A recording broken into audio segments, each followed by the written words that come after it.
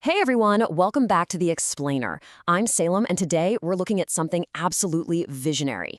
To really understand a 1400-year-old concept as this highly sophisticated, futuristic system optimization protocol, I want you to imagine something.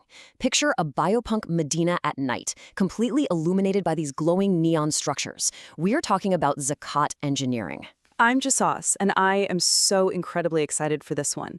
Because, when we usually hear the word zakat, we just kind of default to thinking, oh, it's charity. But as our sources reveal, it is so much more than that.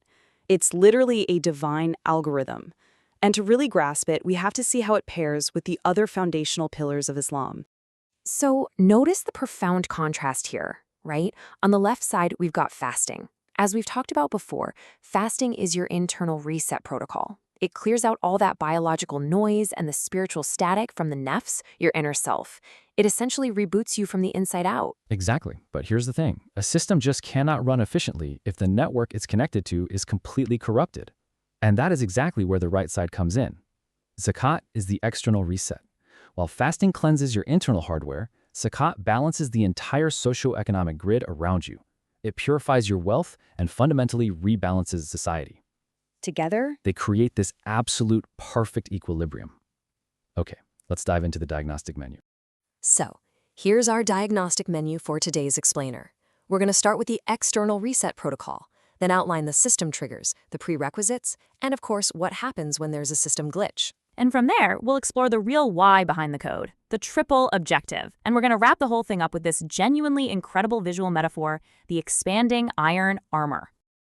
All right, let's jump straight into Section 1, the external reset protocol. So before we can really understand the nuts and bolts of how Zakat works, we have to ask a bigger question. How does the foundational architecture of Islam actually protect its users? Like, what kind of sanctuary does this system provide? Think of that massive red dome projecting over the Kaaba as the ultimate architectural firewall. It perfectly represents the overarching protection that Islam provides to a society. Just imagine this as a massive neon green dome, like a digital canopy securing the entire grid. Faith provides the structural sanctuary, and Zakat is the energy that keeps those shields powered up. To understand how this energy is regulated, we literally have to look at the source code. In Islamic jurisprudence, or usul al-fiqh, scholars identified 3 core parameters which we can totally view through the lens of system engineering. Right, so first up is the sabab, or the cause. This is your trigger. Second is the shart, the condition. Basically, the user access requirements. And third is the money, the barrier.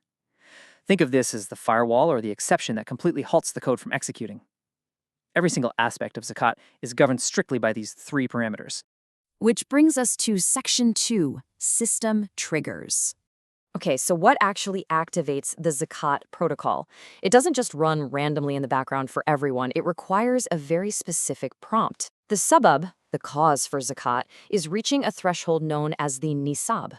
The nisab is the exact moment the system identifies that a user has a surplus, wealth that goes beyond their essential foundational needs.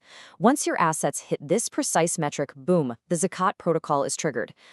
In what exactly is that threshold? Picture a digital lake that's constantly analyzing assets. Silver palm trees glowing with neon golden dates reflecting over purses of gold coins. It's an amazing visual. The sources outline very specific triggers depending on the asset. If we're talking about gold, the threshold is 20 dinars. For silver, it's 200 dirhams. For agricultural produce, like grain, it's 300 sa, which is a specific measurement of volume. And for livestock, like camels, the trigger hits at exactly 5. If your surplus reaches these specific data points, the system lights up. The trigger is pulled. Moving right along to Section 3, system prerequisites. So, even if the wealth hits that threshold, the code won't just execute on its own, unless the user themselves has the right access privileges. These are the shurut, the conditions. There are 3 mandatory system prerequisites for an individual to actually be liable for this code. First, Islam. The user has to be logged into the faith framework. Second, puberty, or bulugh, meaning the user must be a fully matured node in the network. And third, reason, or aql. The user must have full cognitive functionality. If someone is lacking reason, say due to insanity or some cognitive glitch, the system bypasses them entirely. They simply aren't held liable. Now, let's look at Section 4, system glitch. Jassas. So what happens when the protocol encounters an error, or there's a conflicting line of code in the user's financial profile? Let's say a user is Muslim, they're of sound mind, they're an adult, and they've definitely reached that wealth threshold. Then Isab. Is there anything that can actually act as a system barrier to stop the automatic execution of zakat? Salim, what pauses the protocol here? Well, the answer is debt, or dain. Debt acts as a mani, right? A total firewall or barrier. Our sources clarify that if a person owes a debt that drops their actual owned wealth below that nisab threshold, the zakat protocol pauses. And why?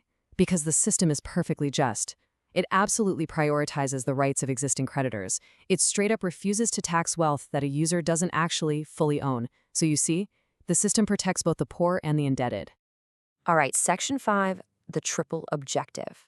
In Islamic jurisprudence, this is known as the maqasid, the profound underlying objectives of why Allah designed this specific code to begin with. The maqasid breaks down into this brilliant three-step optimization process. Step 1 targets the giver. The word zakat literally means to purify.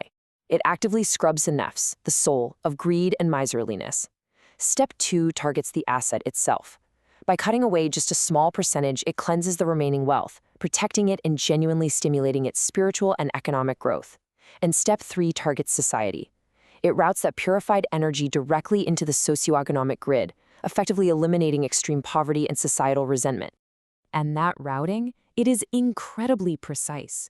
The zakat isn't just thrown into some general slush fund. The Quran specifies exactly 8 routing channels for this energy. The poor, who literally have nothing, the needy, who just don't have enough to get by, the administrators who are actually running the zakat system, those whose hearts are being reconciled to the faith, freeing slaves or captives, debtors who are just completely crushed by their liabilities, those striving in the cause of Allah, and the stranded traveler. It is a flawlessly targeted distribution network designed to heal the most vulnerable parts of the human grid. Which leads us to our final part today, Section 6, the expanding iron armor. To truly grasp the impact of zakat on the human soul, we need to look at an incredibly powerful visual metaphor provided by the Prophet Muhammad, peace be upon him, alongside the severe warnings in the Quran. The sources quote this frankly chilling verse regarding those who hoard their wealth. It says, "They will be collared around their necks with what they withheld on the day of judgment." If you block the flow of zakat, your wealth doesn't protect you. It mutates. It becomes this heavy, suffocating chain. It is essentially a fatal system crash caused entirely by a user's greed. And this leads right into an incredible prophetic metaphor. The prophet compared the miser and the one who gives zakat to 2 men wearing iron cloaks or armor. On the left, you have miserliness. When a person hoards, it's as if that iron armor physically shrinks and rusts. Every single ring tightens around their chest, suffocating them, literally crushing their nafs. But on the right, zakat.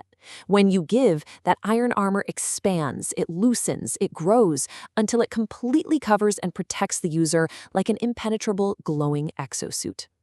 Giving away your wealth is actually the very thing that secures and expands your ultimate protection. It's a total reversal of how we normally think about giving, isn't it? It doesn't decrease you, it expands you. So we want to leave you with this final profound thought. If zakat is the armor that protects your external system, what rusted links of miserliness are currently suffocating your nafs? Yeah, maybe it's time to run a diagnostic on your own spiritual and material maintenance. Let the Zakat protocol run, clear out the static, and let your armor expand. Thank you so much for joining us on this explainer, and we will catch you in the next one.